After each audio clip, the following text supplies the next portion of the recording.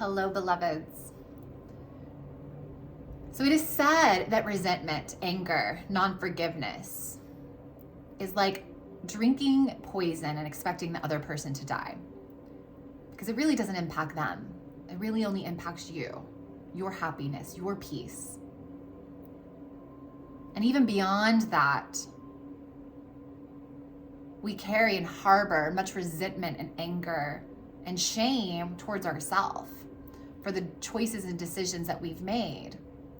Because some part of us believes that we made the wrong choice, the wrong decision, that we did something that was bad, that was not good,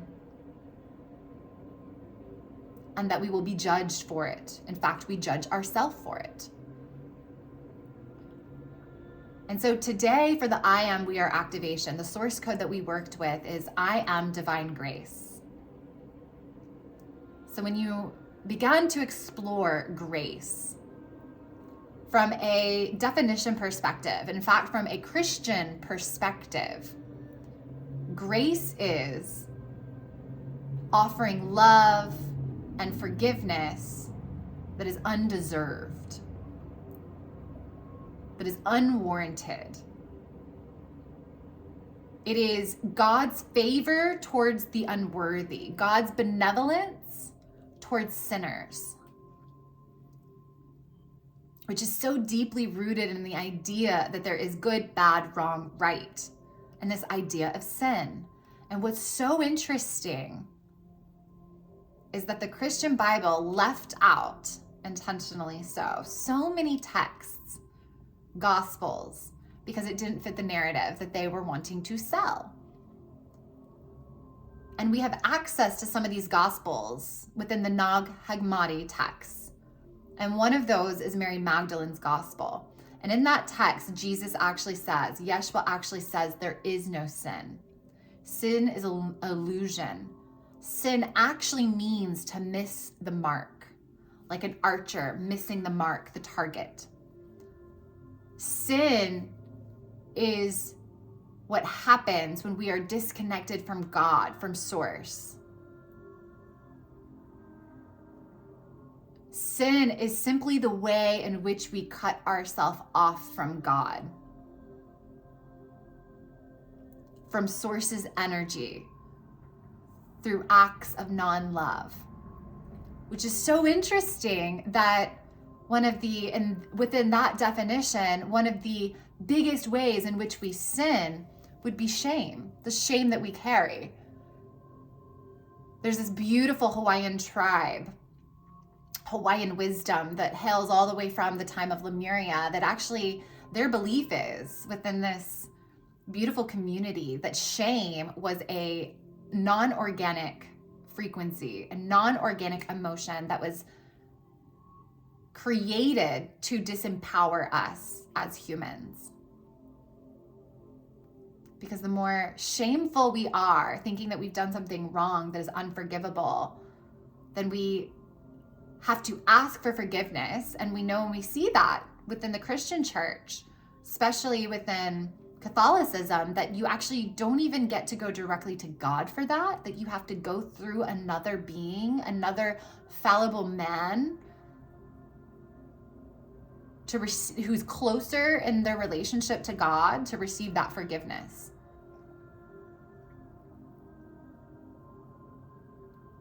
And so I ask you,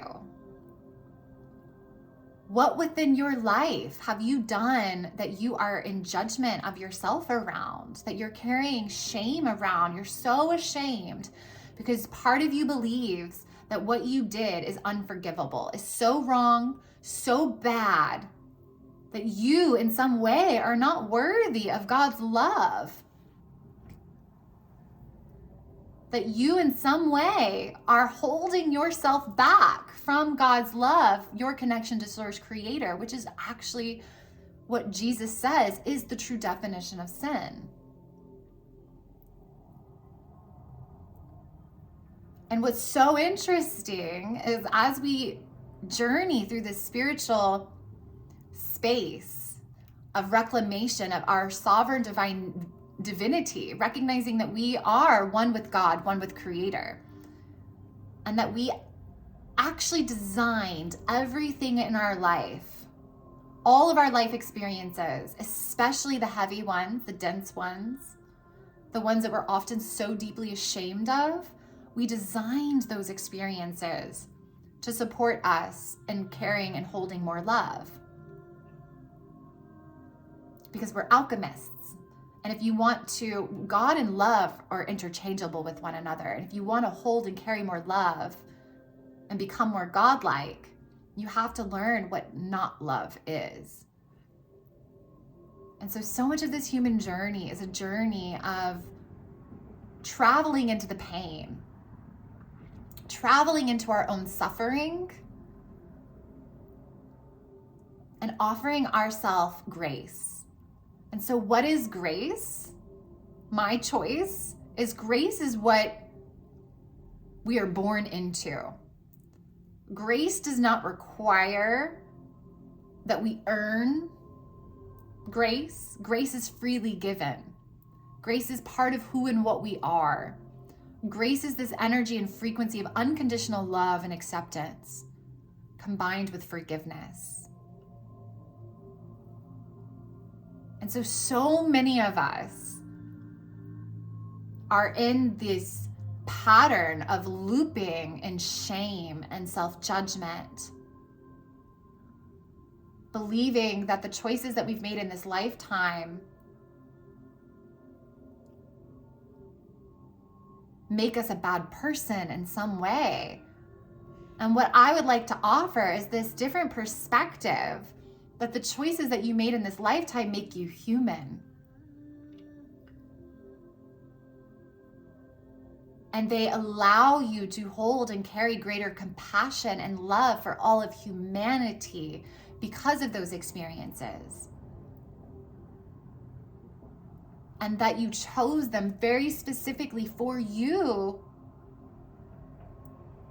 to grow and hold and carry more love and light through the alchemical journey of learning the lesson from those experiences. And so personally, I've had some really heavy experiences, and I had to go on a journey of forgiveness. And I thought it was the forgiveness of the other person, but I realized it was really forgiveness of me that I was seeking. And so when we come into this deeper understanding that we orchestrated it all, we no longer play the victim role as if life is happening to us. We become empowered in realizing that it's happening for us, by us. And we can look at the people in our lives that have hurt us, that have harmed us, with so much more love and compassion. And I'm going to offer a short story that could be a trigger warning for some of you. When I was 28, I had started working in commercial real estate. I didn't know this at the time, but I was working for somebody who was a sexual perpetrator and offender. And drinking was a big part of what we did. And I was brand new to this company. We went to Austin to go meet with an architect, and I was trying to keep up with my two bosses. And we drank way too much. And the female boss of mine went back to her hotel room, and we were still in my little hotel room area, me and my male boss who was married.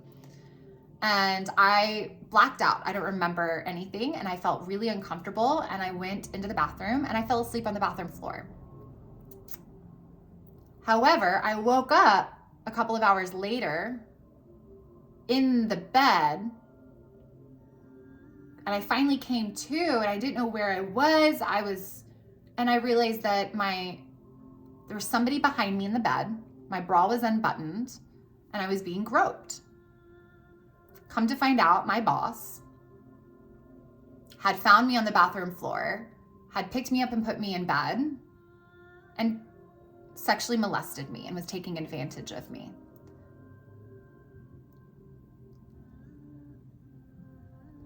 And I realized, because what I now know to be true is that all things have been designed and architected for our learning, for our healing. And I realized that I was harboring great anger towards him, great anger and judgment. And I called him forward within a meditative, energetic space. And I allowed myself to see him as his inner child. And when I connected with his inner child aspect, I connected with the innocence and purity of his soul. And I realized that he came into this world innocent and pure, but he too had been molested. He had been molested by someone he trusts. He had put on a lot of weight trying to protect himself. Then he went to college and was made fun of. And then he was in a fraternity, and then he lost this weight and made a lot of money in his career. And he was conditioned by society and by his own experiences to think that what he did was okay. And this was not the first time he had done something like this.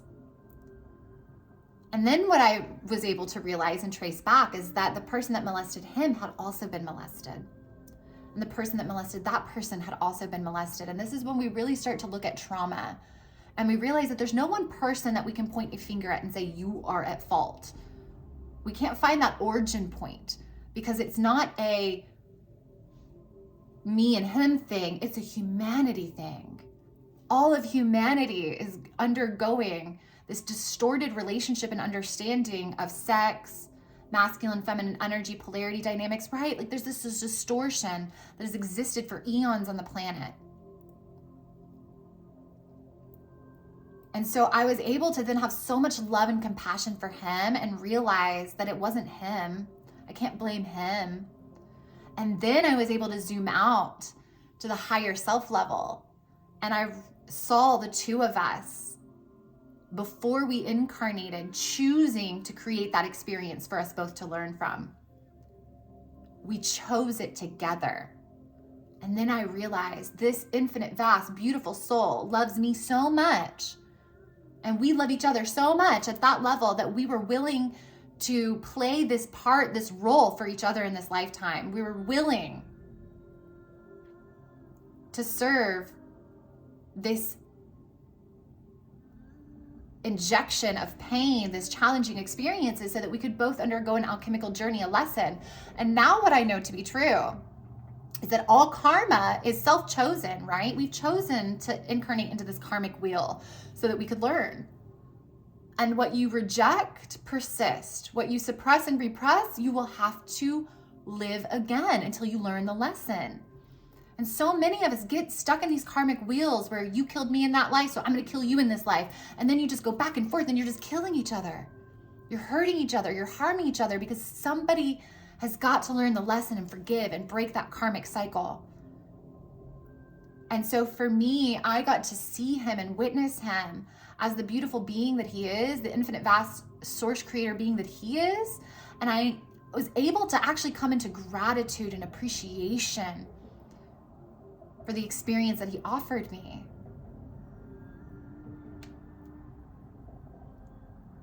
And then beyond that, I realized I wasn't as angry at him as I was angry at me, because I had thought that I'd self-abandoned myself so many times with men, saying yes when I really meant no, or straight up saying no, and when they did it anyways or persisted, surrendering my no and not actually standing up for myself. I didn't find my voice. I allowed men to take advantage of me because I didn't value me, because I thought that that's what I was worth, because I believed that my body, my sexuality, my pleasure was for men, because I was told by the Christian church that I had to save myself for marriage, which to me meant I had to save my body and my pleasure. It wasn't for me, it was for men. And so I didn't value me. I didn't have a voice in this space. And so I had to find my voice. And I first had to forgive myself. And this is the energy of grace, divine grace. Grace forgives what feels unforgivable, what feels unlovable. Any judgment that you may have towards the choices and decisions that you've made in your life, Grace dissolves that, which allows us, the moment that we come into that forgiveness, into the frequency of forgiveness, we dissolve those karmic ties between us and the other people. We no longer have to learn that lesson because we've learned the lesson. We've come into grace and love and compassion. So grace doesn't just happen right away where we come into this forgiveness and this state of grace. We first have to come into radical acceptance of what is. We have to take responsibility, which is so beautiful because if you're on this spiritual journey, then you are coming into greater responsibility and understanding, like, I chose and orchestrated all of this. I am the designer. I am the architect. I designed and architected the perfect life experiences that would allow me to journey through this veil of forgetfulness and to remember and to reclaim that power. And through the power of alchemy, I could hold more love, because through unity and divine oneness, only experiencing love, we don't know the difference. But when we chose to incarnate into a dense reality that it has experiences in duality and polarity, we then could have experiences in the opposite so that we can choose what we prefer instead. And through that alchemical journey, because energy is neither created nor destroyed, we are able to transmute that dense, heavy energy, which is the alchemical substance of higher consciousness. If you never experienced any hardships, any pain, how much compassion would you really be able to hold? How much love would you really be able to hold? It's through those experiences that we grow, that we learn, that we become who we are today, that we reclaim our power. And we are able to expand into greater love, which love is God. God is love. We become more godlike through the compassionate experiences. We're able to relate to other people around us. And my loves, with great missions comes profound adversity. And so what I know to be true is I've chosen a lot of painful experiences with men with the masculine. Because let's be real, that is a huge part of what we're all here to learn and grow within. There's been extreme pain shared between men and women on our planet for thousands and thousands and thousands of years. And so as I heal that within me and come into greater compassion and love for mankind, that reverberates out to every place and space that I touch. We came in for our own journey of evolution, but we also came because we knew we could do it. We knew we could break that karmic cycle. We knew we could heal our family lineage forward and back. We knew we could do it. We're the way showers. And so if you chose life experiences that you're still navigating and you're like, I'm not in forgiveness yet, that's okay. Can you accept first and foremost that you chose those experiences to learn and grow from? Can you first take some responsibility and be able to zoom out your perspective instead of playing the victim? Allow yourself to take some responsibility for the situation. Reclaim your power in that way, and then call upon the Divine Mother. Call upon the frequency of grace and allow yourself to be held. Call upon the power, the love of Creator God to help you love the places that you cannot love yet. To forgive yourself when it feels so hard, to forgive others when you just feel like you're not quite yet ready to forgive. Because that is the key to your healing. That is the key to your holding.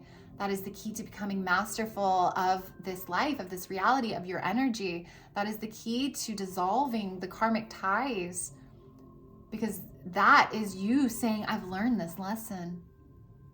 The lesson was to come into greater compassion and love, and I've learned that. Awesome, beautiful. We don't have to keep doing this. So the Ho'oponopono prayer was never meant to be for another. It was always meant to be from you to you. I learned this from a Hawaiian elder. So the Ho'oponopono prayer is a powerful prayer. I love you. Please forgive me. I'm so sorry. Thank you. Tell yourself that. Tell another that. If you're in friction with a family member, You can call upon their higher self and you can speak those words to them. And I promise you the message will be received. So we are divine grace. Grace is this energy and frequency of unconditional love combined with forgiveness. And it comes from this understanding that there is no wrong and right. Everything is God. Everything is serving. Everything has a purpose. This radical responsibility, understanding that we played a part in that choice, in that experience. And that there's a beautiful lesson within that experience if you allow for it to be, if you're willing and get curious and ask yourself, what is there for me to learn within this? Why would I choose this? Why would I create this? And you can only offer others the level of forgiveness and love that you're able to offer yourself. So I invite you to ask yourself, what within me, what have I done that I have yet to forgive? What am I still carrying shame around? What do I feel is unforgivable or unlovable?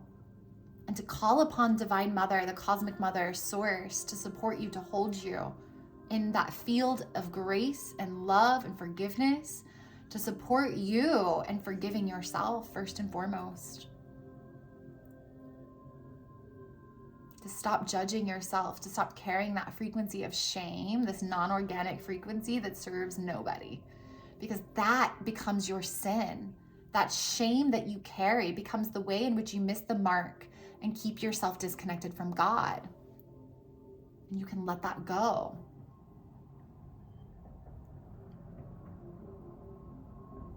Share with me how this landed for you. Let me know if you received something of value from this.